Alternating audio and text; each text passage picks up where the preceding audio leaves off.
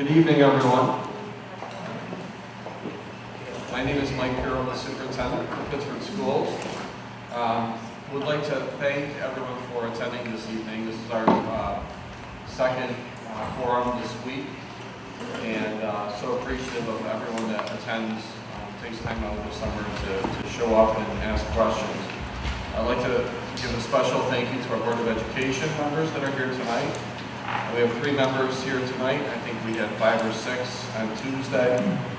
Thank you, huge thank you to the parents that are out here. And thank you to our administrators and our teachers that have taken time out of their summer again to be here tonight. So the people that are here, we know that you're vested, and we appreciate you taking the time to be here. So while I present, I'm not going to have a mask on. After I present, I'll put a mask back on.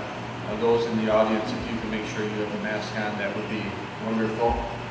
I have to say, today was one of the best days I've had in a long, long time. Being at Barker Road, watching car after car after car come in for orientation.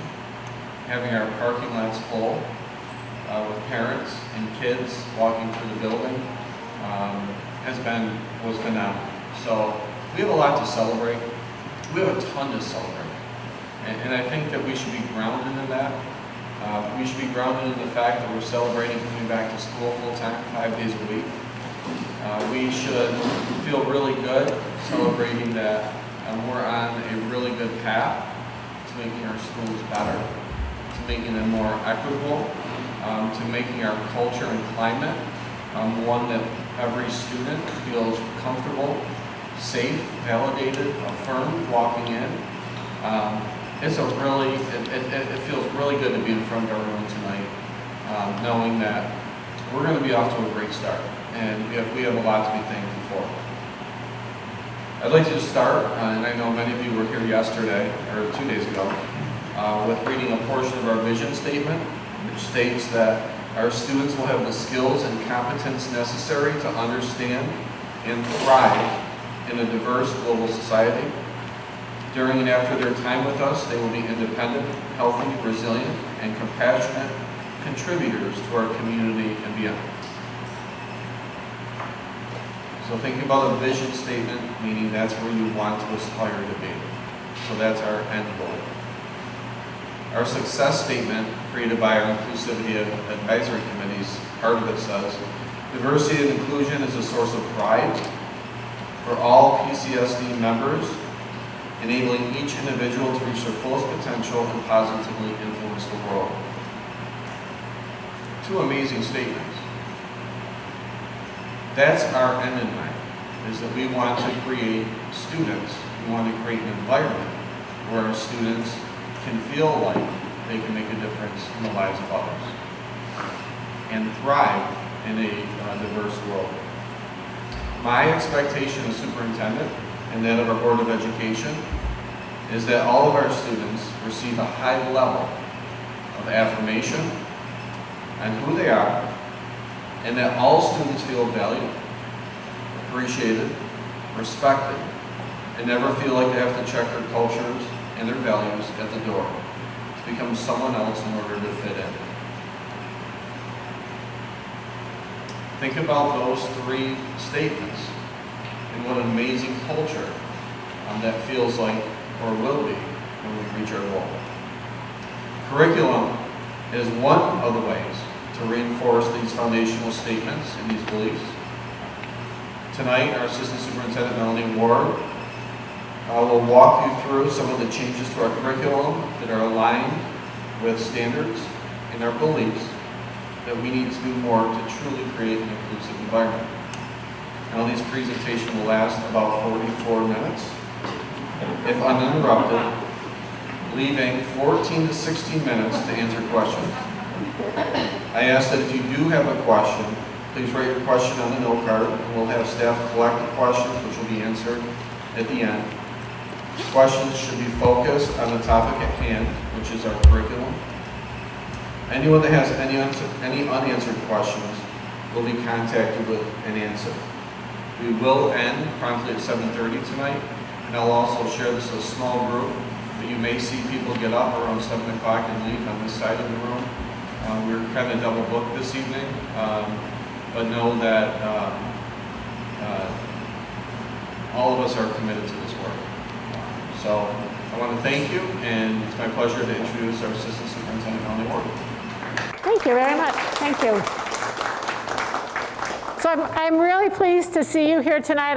There's really almost nothing I like talking about more than curriculum. So anytime I have an audience, whether it's of 1 or 30 or 300, I'm happy to talk about curriculum. So thank you for taking time out of the summer to be here, to be part of this work with us, to learn and hopefully get some of your questions answered.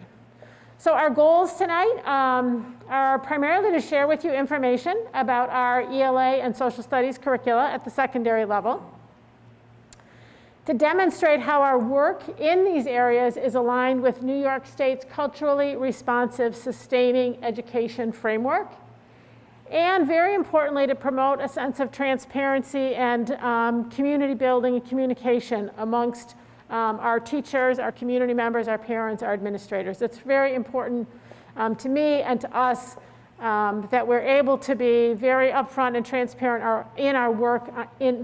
on our work in this area, because it's such an important part of what we're doing. So I'm going to start by sharing with you some definitions, because I think those of us who live in this world of curriculum and instruction, we take some of these terms for granted. But if you don't know what they mean, and if you're not familiar with them, it can be easy to confuse them. And it's really important as we go into this conversation tonight that we have a clear understanding of some of these terms, what they mean and what they don't mean.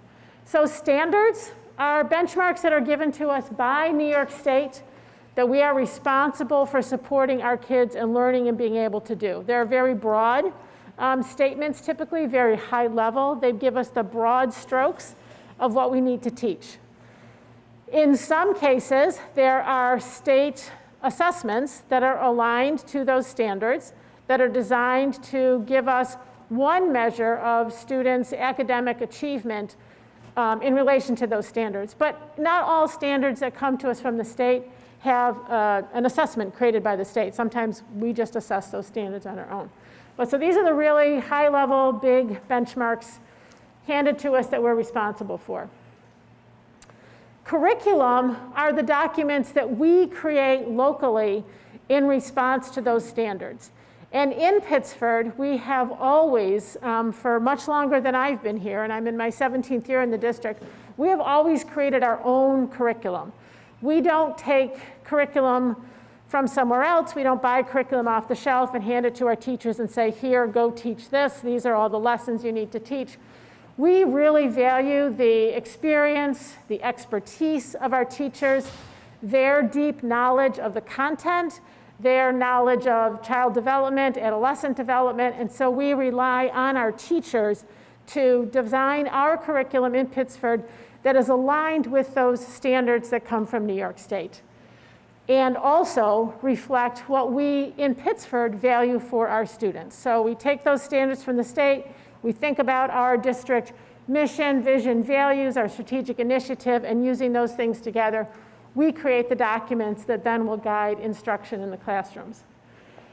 Not up here, but I think also an important differentiator is to understand that curriculum is not the same as unit plans or lesson plans. So curriculum is still written at a fairly high level. It's intended to give teachers a roadmap for where to go for the kids to meet the standards. But it is not intended to provide teachers with a script of what they're going to teach and exactly how they're going to teach it, or those day-to-day lessons that are going to take place in their classroom. Unit plans, lesson plans, come on in, don't be shy, come on in, have a seat. Unit plans, lesson plans are designed by individual teachers or teams of teachers who teach the same course, and they work together based off of our curriculum documents to say, how are we going to implement this in our classroom this year? How are we going to design units and lessons that are responsive to the needs of the students that are in front of us right now? At the secondary level, it's very possible for a teacher to have a lesson plan that looks slightly different second period than fourth period. Might be the same course, but the kids in front of the teacher are different students. So there may be actual adjustments period to period, depending on the needs of the students in the class. Okay, so standards curriculum, now where lesson plans and unit plans fit in. And then the third definition for this slide is culturally responsive curriculum. So you're going to hear me talk a lot tonight about culturally responsive curriculum. It's really important to understand that it is not a curriculum, right? We're not handed a culturally responsive curriculum. It's not a separate set of standards that we teach to. It is a description of high quality work. It is a lens through which we view our curriculum.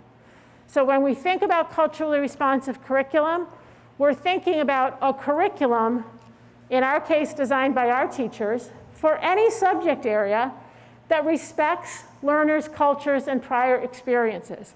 It's curriculum that acknowledges and values the legitimacy of different cultures, that values the experience students bring into the room, that sees differences not as deficits, but as assets. And any curriculum, any subject area can be and should be culturally responsive, because our curriculum needs to be responsive to the students in front of us. We're going to focus tonight specifically on work we've done in English language arts and social studies relative to cultural responsiveness in those areas, but culturally responsive curriculum can and should cut across all disciplines. Another definition for you, culturally responsive sustaining education. This refers to a research-based framework that New York State developed that outlines the approach for how we should be interacting in a classroom that is in fact culturally responsive. It is, it's a resource. It is like another set of standards. It guides our thinking about how we craft curriculum, but also how we craft the total experience of students in our buildings. And I want to just juxtapose that to critical race theory, which we're really not going to talk about tonight, but I think it's important to put it out here, because what we're responsible for are implementing culturally responsive sustaining practices, culturally responsive curriculum. We don't teach critical race theory. Critical race theory is a university level, law school level theory developed in the 1970s. It's about systems and structures. It's not what we do in K-12 education. We're not teaching our kids critical race theory. If we were, we'd be like training them to be attorneys. And I know many of them will be eventually, but it's not our responsibility. Okay? So I'm going to unpack a little bit the culturally responsive sustaining education framework for you. It was released in 2018 with the expectation that districts begin using it and implementing practices related to it in 2019. The rollout of it got stalled a little bit because of the pandemic. So it was out there, we began talking about it, and then we got a little distracted. But it's been there as a framework for us. But I think what's really important for us to understand that in Pittsford, we've been applying a lot of the principles of culturally responsive practices since well before 2018. So when I tore apart this framework when it came out, and I looked at it, and yeah, there was a lot here that I learned, and I'm valuing highly, and it's informing our work. But there was also a lot that I looked at and said, this sounds familiar. This is like what we do in Pittsford, right? So some of it didn't feel so new. It's about how we meet the needs of all students.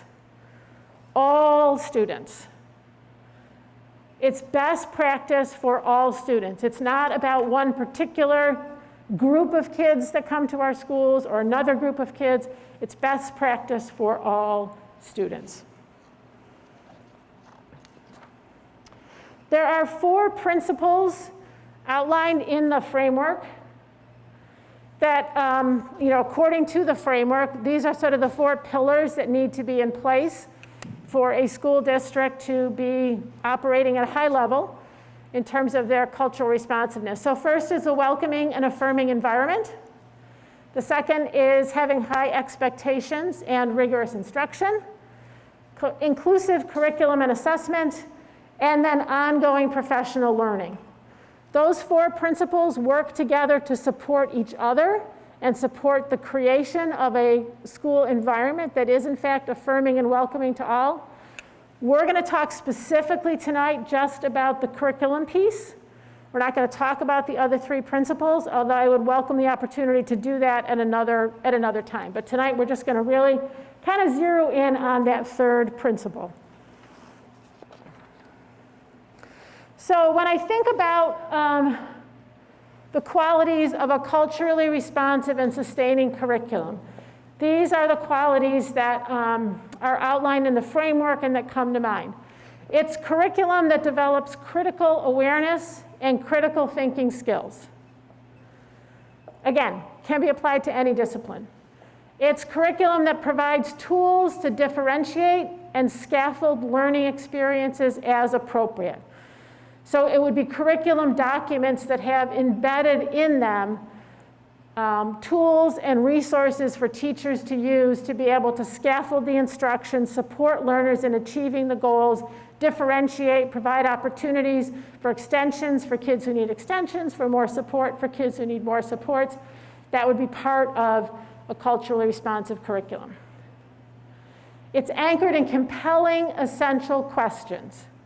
And those are kind of just like what they sound like. They are questions that draw you in as a learner. They are questions that don't have any right or wrong answer, but that require you to really think deeply and unpack your understanding based on resources that are provided to you. Really good, compelling, essential questions can spiral through the grade levels, and kids can unpack them more deeply year after year after year. Another quality is that, of course, it's aligned to grade level standards and expectations. That should go without saying. It reflects relevant, authentic, and lived experiences. So it's curriculum that kids can connect to. They can see themselves in the curriculum. They can see their own lives, their own experiences. People who look like them, sound like them, have lived experiences like them.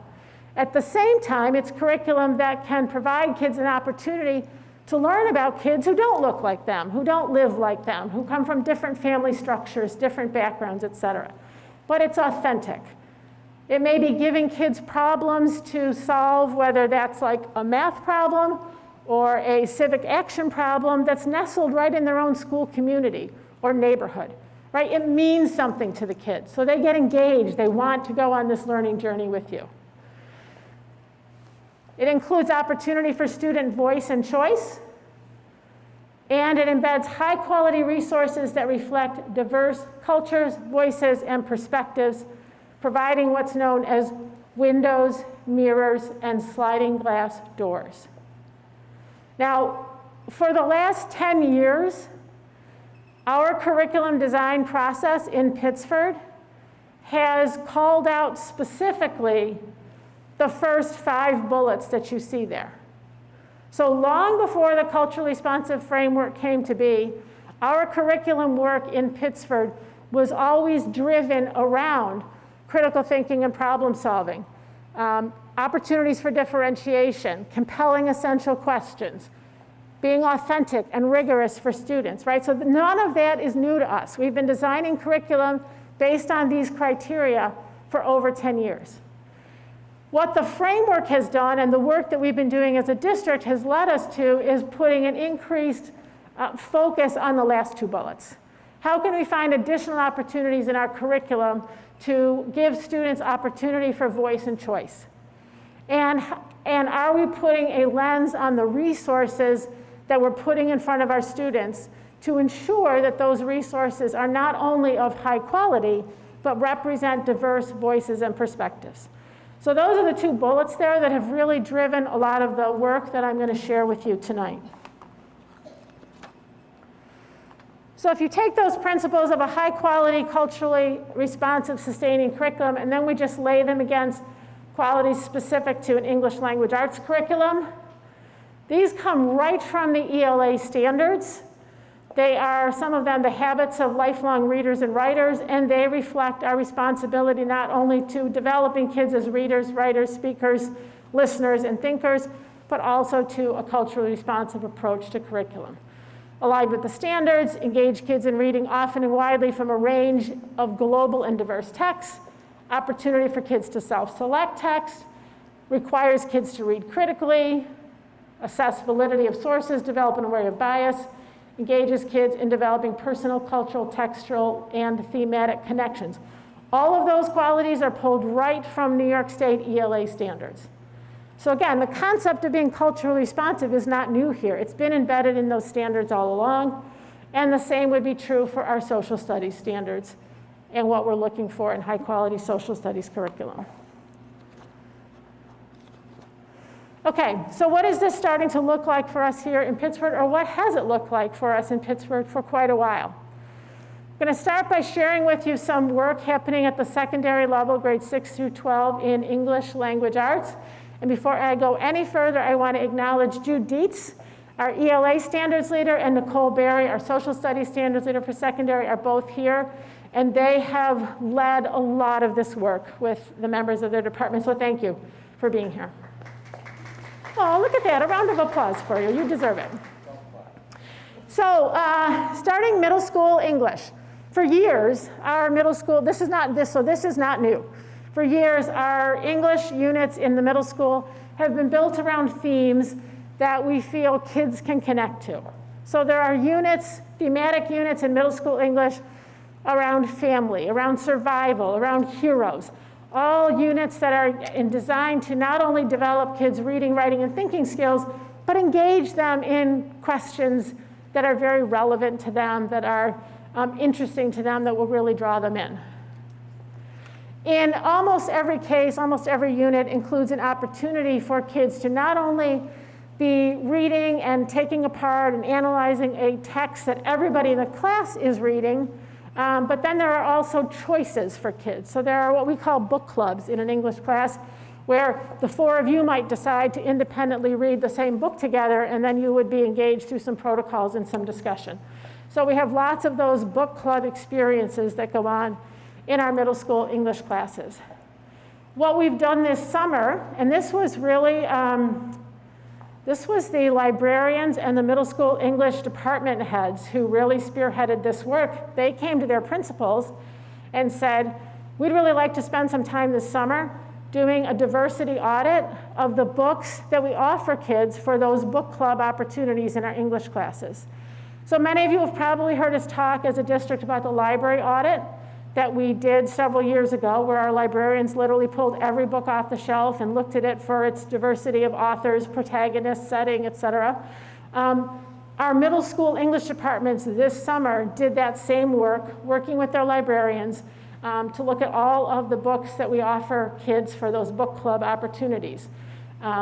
Because they're recognizing that perhaps we haven't had a very diverse selection of books for kids to pick. So they used the culturally responsive scorecard from NYU, the evaluation of bias tool from Washington State, and the text selection tool from Learning for Justice to evaluate their selection of books for diversity, different perspectives, and they will be making some recommendations based on gaps that they found and places they want to go to start to fill those gaps. At the high school, last year was our first year where we made a transition away from seniors, 12th graders, taking two English classes, two semester-long English classes to fulfill their English 12 responsibilities. So they now, all English 12 classes are now full-year classes. When the decision was made to go in that direction, it meant that all of those semester-long English classes really needed to be reframed, relooked at, revised in order to make them now full-year courses. That gave us the perfect opportunity to look at every one of those 10 offerings through the lens of, do we have enough diversity, enough perspectives, really looking at it through that culturally responsive lens.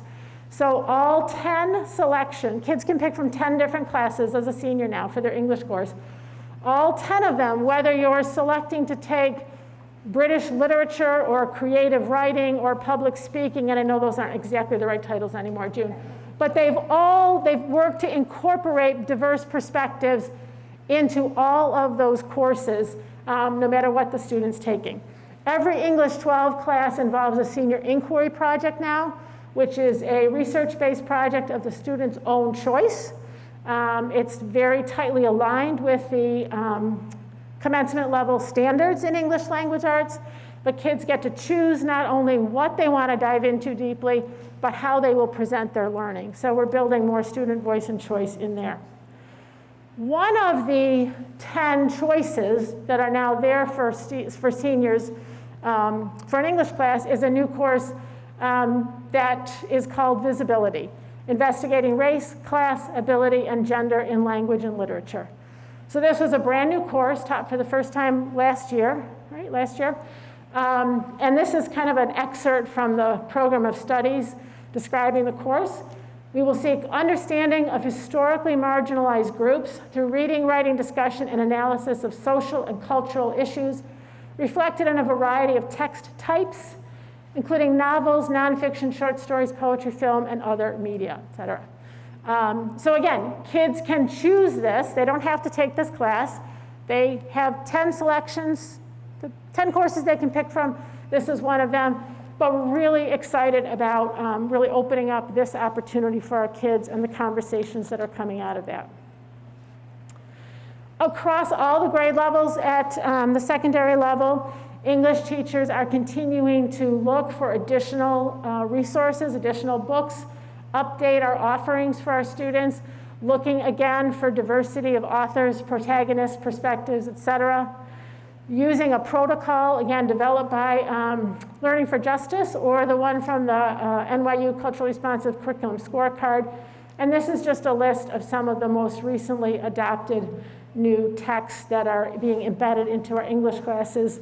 I think some of these are middle school and some of these are high school texts, but they represent a much broader range, and they're just a sampling of our efforts to get different, more engaging, more authentic texts in front of kids that do a better job giving kids, again, an opportunity to see themselves in the literature that we're teaching.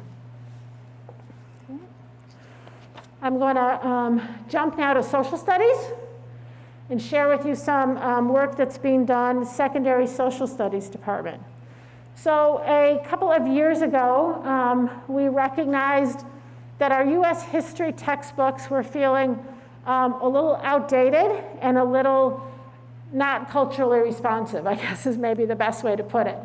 So I asked Nicole, I can charge Nicole to work with her 7th and 8th grade social studies teachers, because US history is taught across those 2 grade levels, and 11th grade, to look for more up-to-date, better, more culturally responsive texts that would tell the story of US history through a broader set of voices, right? So when I went to school, which is decades and decades and decades ago, US history was really the story of our founding fathers, who all pretty much were white men. And we sort of followed that path. A few years ago, I had a chance to talk to some, it's a little side note, maybe not appropriate. I had a chance to talk to some of our students about their experience with our curriculum, and I asked them, just asking them some questions, and one of them said, you know, our social studies curriculum, what we learn in social studies, seems to me, Mrs. Ward, that it's just about a bunch of dead white men who kept making the same mistakes over and over again. It's like, oh, well, that's a perspective. Clearly what we were doing wasn't resonating with that particular group of kids, right? So we took a pretty critical look at those texts, those US history textbooks in particular. The good news is we were, through Nicole's work, able to identify an updated text for AP US history, which is being used this fall for the first time.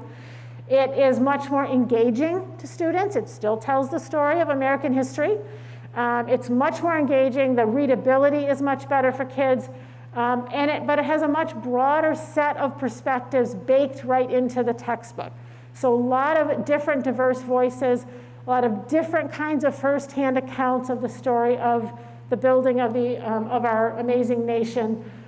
Just again, a broader perspective, not eliminating perspectives that have been in there in the past, but adding additional perspectives to really weave a more complex and true story of our history. Not able to find better textbooks for 7th and 8th grade social studies or Regents level 11th grade history. So instead, what Nicole and her folks have been all about this summer is creating a bank of supplemental resources. So if the textbook's not going to have the different perspectives that we believe kids need to have as part of their experience of learning our history, where can we find those resources to put in front of the kids? So they've recently completed a project with just a plethora of resources.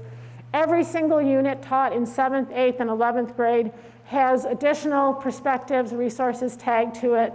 And I think together those things will just, again, as I said, weave a much more complex telling of the story of US history through more authentic voices.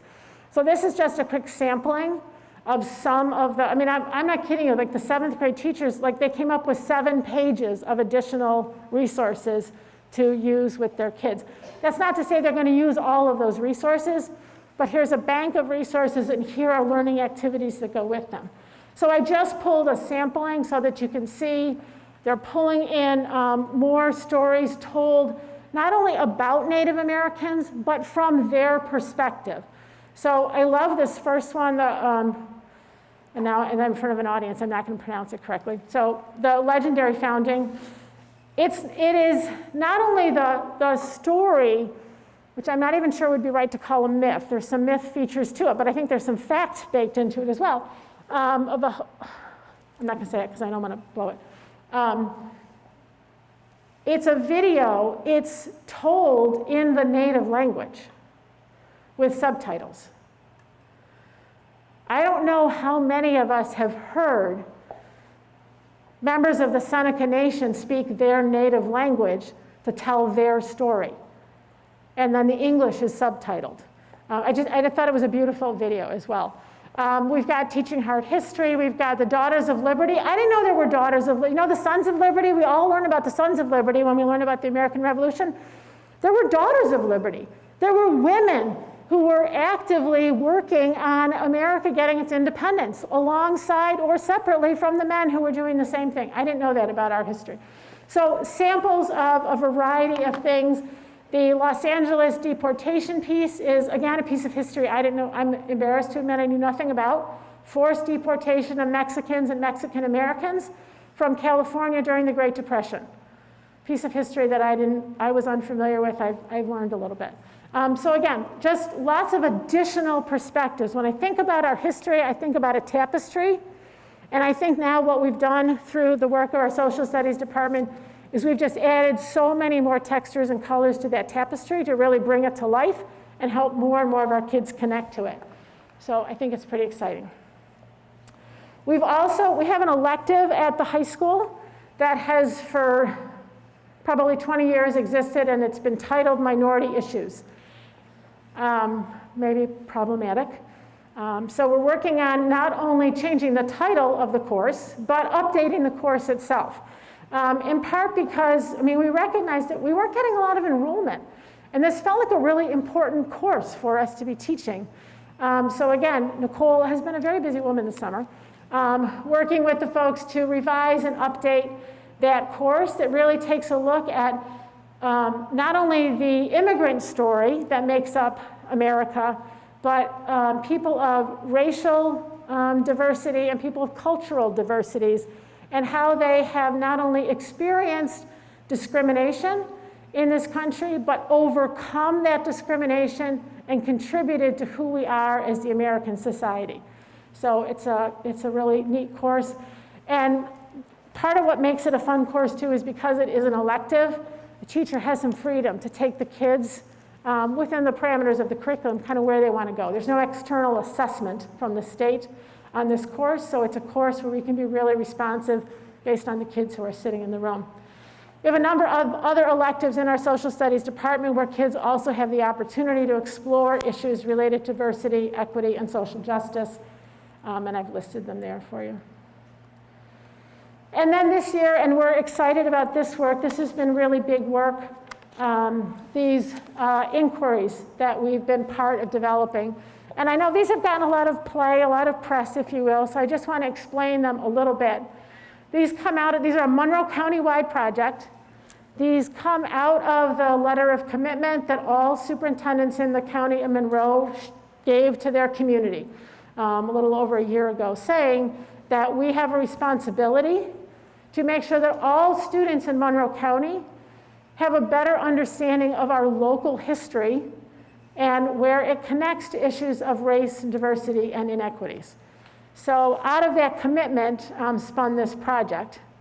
It involved writers from all 19 districts and the city of Rochester. Nicole, again, was our writer representative from Pittsburgh because she's our standards leader. Every district sent one writer, and I think the city probably had several writers because they're quite a big place. The focus of the inquiries is on local history, local Rochester, Monroe County history, 1964 to the present. So that was sort of the parameters that were put around the project. The writers used the inquiry design model, and for those of you that were here the other night, you heard me talk about the inquiry design when I talked about the K-5 work that we've done. So it's the exact same model. The inquiry design model is based around compelling and supporting questions, giving students extensive experience with both primary and secondary source documents, critical thinking and text analysis, and an emphasis on taking action. So that's the inquiry design model. That's how it sits. So these writers use that model in developing these inquiries. And again, if you were with us Tuesday night, I talked about the inquiries that have been worked on at the K-5 level, and we started from existing resources, existing inquiries. We unpacked them, we put them back together. In this case, the writers started from scratch. So there was nothing there, and they had to do all of the work to develop these inquiries. It's been, and it continues to be, a very labor-intensive process, days and days and days. The inquiries, each of them, are tightly aligned to the social studies standards and the social studies practices. So what are those social studies practices? Again, this comes from New York State. These are skills and habits of mind that we're responsible for developing in students as part of our social studies instruction. So kids need to be able to gather, interpret, and use evidence. That's a skill that we all use in life. It's one of our social studies practices.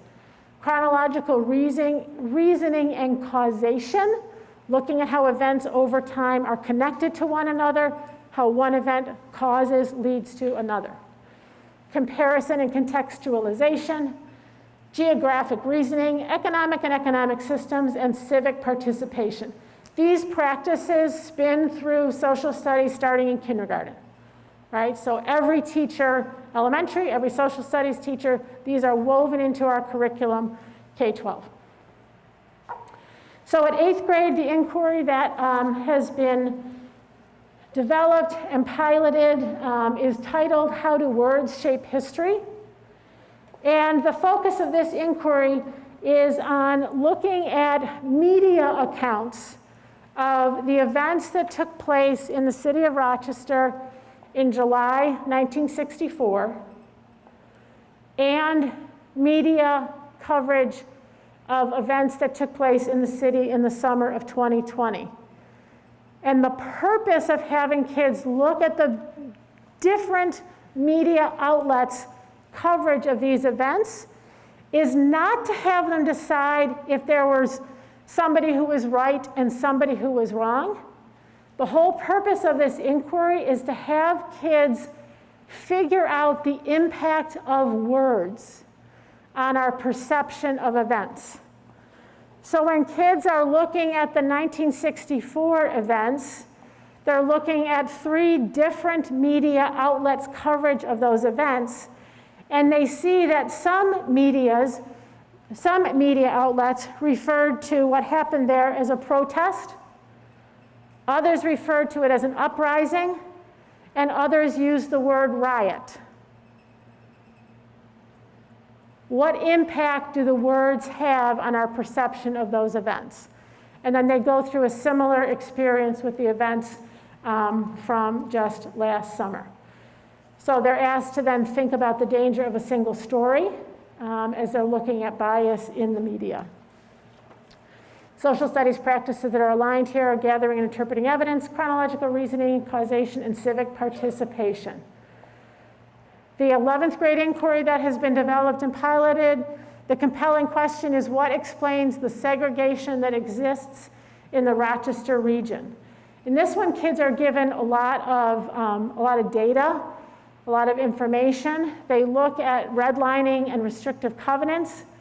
They look at firsthand accounts of how redlining and restrictive covenants directly impacted the lives of 4 very prominent Rochesterians back in the 1960s and early 70s, including Walter Cooper, who was a research chemist with Kodak, I believe, Connie Mitchell, who was a community activist here in town, Peter Tolliver, who was a physicist, and some of you might have noticed his obituary. He just passed away last week. And Dick Ricketts, who was a professional athlete, both a professional basketball and baseball player. It's kind of amazing. So their stories of their struggles to find housing in Rochester, despite their high level of education, their high level of income, are unpacked by the kids in this particular inquiry. There are 2 additional inquiries, one for each grade level, that are still, they have not gone out for pilot yet, they're still in the development stage. There's an 8th grade one on Do Zip Codes Matter, where kids, again, look at a lot of different statistics relative to housing, healthcare, education, unemployment, to try to figure out how zip codes impact your quality of life. And then in 11th grade is what is the promise of education in Rochester. And this really looks at the history of education and segregation right within the Rochester City School District. So the focus isn't even so much on how are the Rochester schools different from the surrounding suburban schools.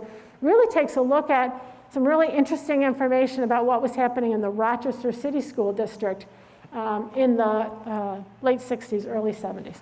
So those are still out for some work. So how do we get from the development to where we need to be?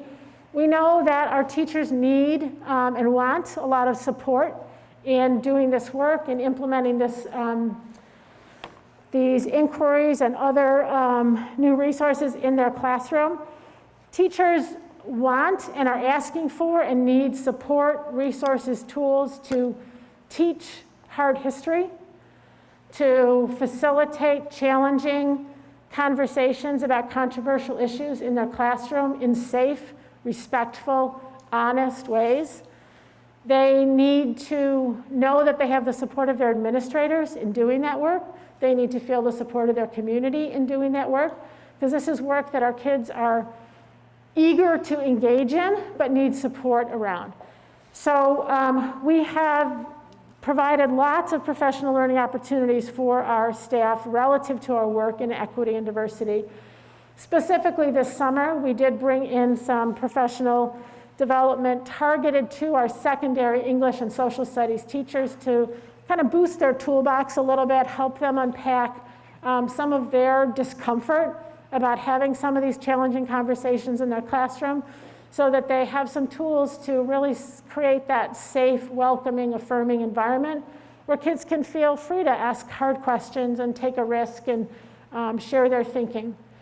I think just about all of our secondary building administrators took part in some aspect of that training, and then all 4 of our secondary principals also participated in the training a couple of weeks ago that was designed to help us all be prepared for the inquiry work in the 8th and 11th grade classroom. So hopefully our teachers are feeling a lot of support from their administrators.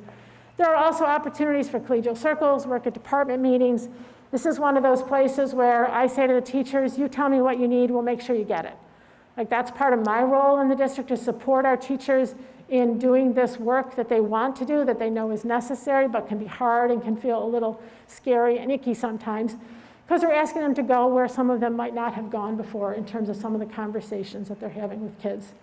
But we need to do it in a really respectful manner, and we need to do it in a way that truly, and I truly, truly mean this, respects all kids in the classroom, right? So none of this work that I'm talking with you about tonight is about eliminating things that we've done before. It's not about, we used to only focus on these kids and now we're going to focus on these kids.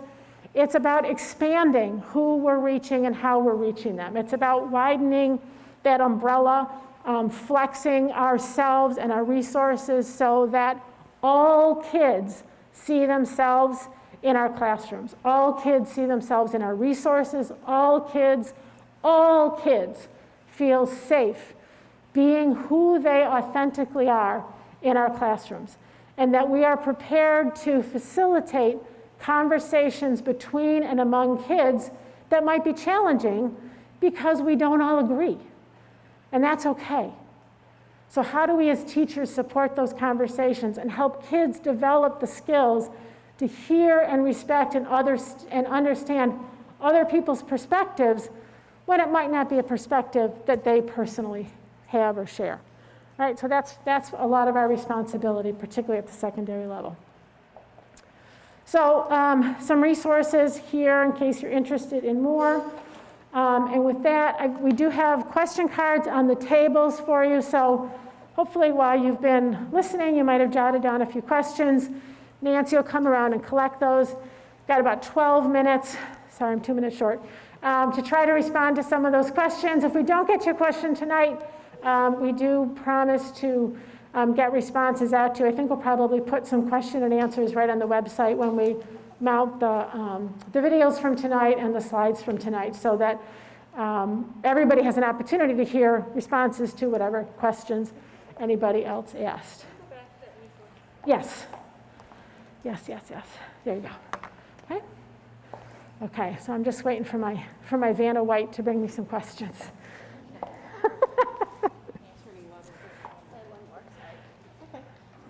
It's great. I love questions. Okay, let's see. How do we do? This is a little formative assessment for me, right? I know by your questions how we did. All right. Oh, somebody gave me the pronunciation, phonetic pronunciation. But I don't have my glasses on. Well, say it out loud. Haudenosaunee. I practiced that over and over in my office. Thank you. Haudenosaunee. It shouldn't be that hard. I'm embarrassed that I couldn't do that spontaneously. Thank you. Okay. Let's see. Oh, here's a question. What can you share with parents regarding the Savvy Ally Book Club with Jeannie Gainsbourg? Who's involved? Is this K-12 teachers or just secondary? Are any parts of the Savvy Ally delivered to students? I believe, and I don't know if anybody here was part of that work. I know that part of her work is embedded in that visibility course.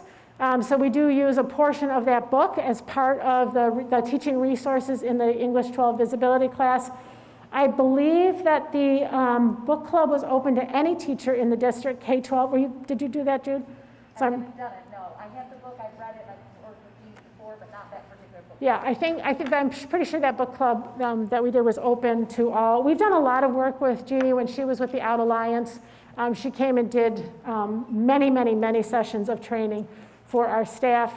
She's a wonderful resource for us, and so we're really pleased that we're able to put some of her work in front of our kids, and we're continuing to learn with her. And for those of you who aren't familiar with her work, it's around LGBTQ issues and kids, LGBTQ issues of all sorts. She's a wonderful resource for us there. Let's see. These all seem a little different. This is a good question. What is the long-term timeline for ensuring culturally responsive, sustaining education adjustments in other disciplines, such as the sciences, art, music, etc.? I'm so glad you asked that, because I'll say a couple things about that. One is, my view of curriculum is it's never done, right? So we don't write curriculum and put it in a binder and put it on a shelf and say, we're done, we're not looking at it again for another 7 years. Our curriculum in all areas is ever evolving. I would say that our music and our arts departments are already well along on this journey. They embrace cultural experiences from all over the world in their teaching, in their curriculum, in their music, in the art that we show kids in class, that they model their work after. Some of you may remember, for example, the work that One of our art classes that Mendon engaged in last year, they won a lot of awards for work that they did developing likenesses of Frederick Douglass's wife. There are only 2 likenesses of her in print, and so the kids in an art class did a lot of research on her life. They created their own likenesses of her. They won countywide awards. So our art teachers and music teachers are all over this. They love this work. They're embedding it in their classrooms all over. The other disciplines, science, math, et cetera, we have not yet worked specifically with those teachers relative to curriculum adjustments or it has to take place. Culturally responsive work belongs in every single teacher's classroom. So let me say that right up front. Adjusting curriculum in the way we've done it for social studies and ELA is a little different in those areas relative to this work. I would say for teachers of disciplines like math and science, it's not going to be quite so much about the curriculum as it is about the pedagogy, the instructional strategies, making sure that teachers are looking at everything that they do through that culturally responsive lens for kids. There are certainly things that we need to do to bring in more specifics with the curriculum. This is work that I'm sure will long outlast my time here because it's so important. It's gonna keep going. Couple minutes, I can get to another one. Equity coordinators is a temporary position. This is a little off topic for tonight. Temporary position due to the limited funding. We are funding it right now through the COVID relief funding, so that's where we're starting. I think we'll evaluate and see where we go from there. How does the district include voices of historically marginalized populations and perspectives of those from different cultures in creating their in-house curriculum, knowing that the Pittsburgh staff does not yet fully represent diverse populations or reflect the diversity in the student population?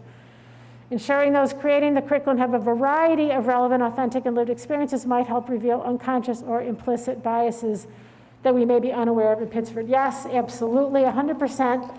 I talked about this a little bit the other night as well.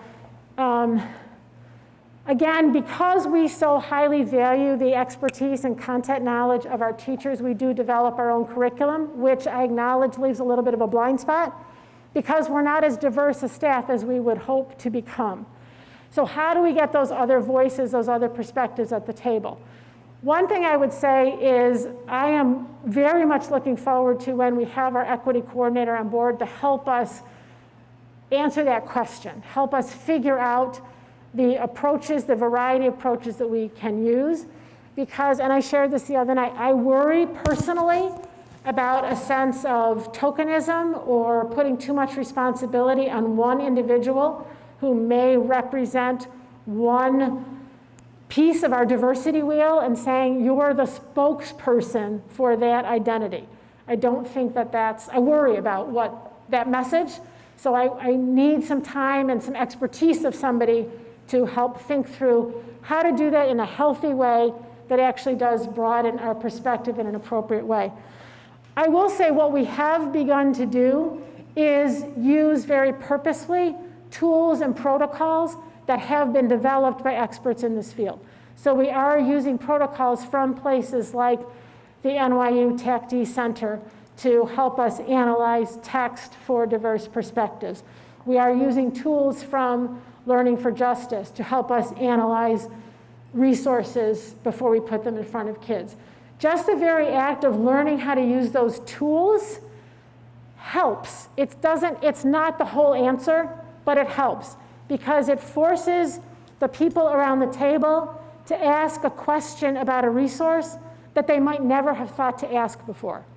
So again, it's not the answer, but I do think that it's improved our practice and it's broadened our lens. I would love to find ways to, I've become increasingly aware of who's not at the table when we have some of these conversations.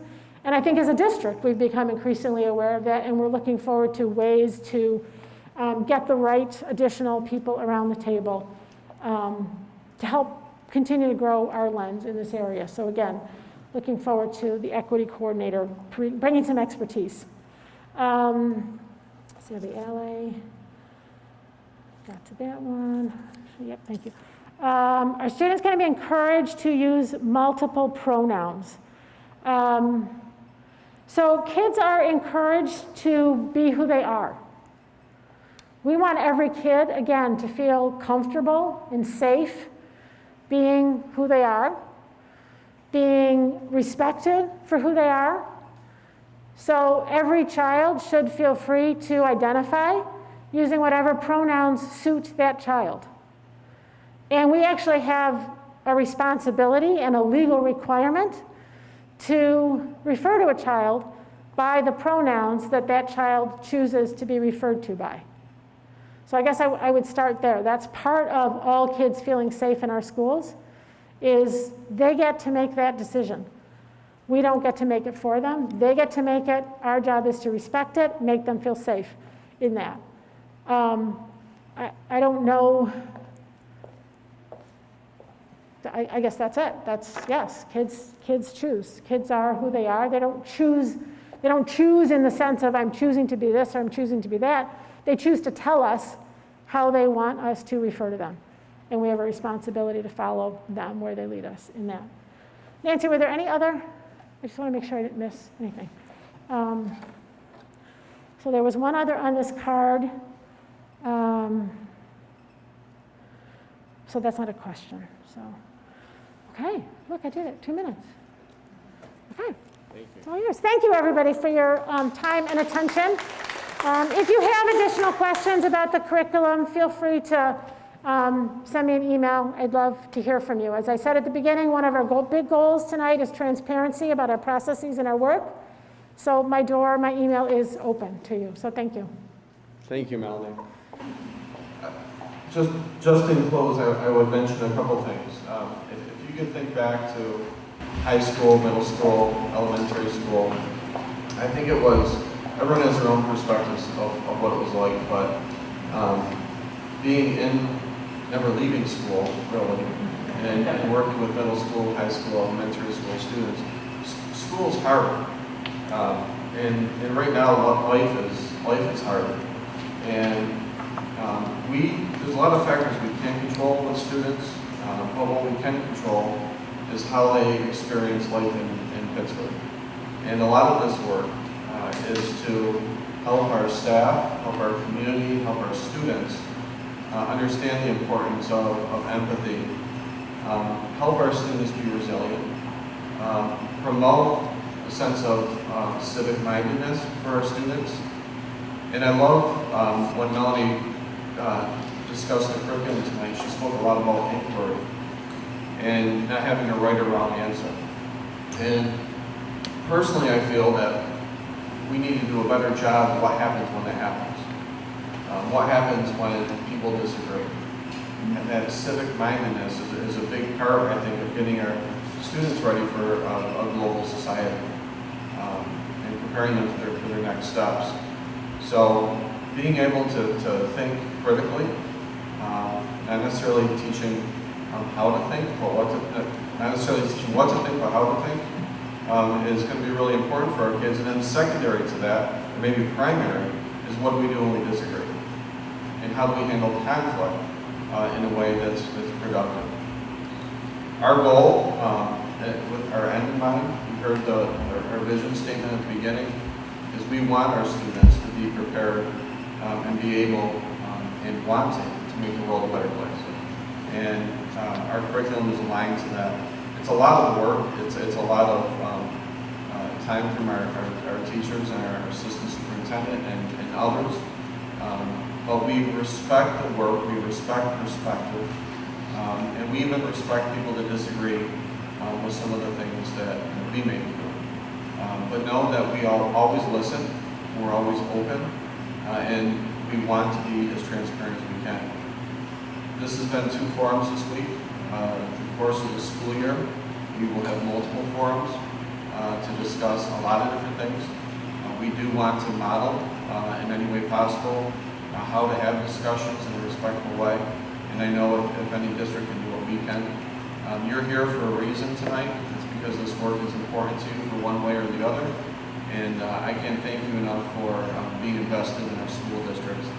wherever you land on any of the things that we discussed tonight. I know that you're invested, and I know your heart is in it for the right reason. So I want to thank everyone for being here this evening, and have a great rest of your summer. Excited for kids, and to be back for everything full on September 9th. And it's clubs, athletics, arts, everything we can afford our students. So it's an exciting time. Thanks, everyone.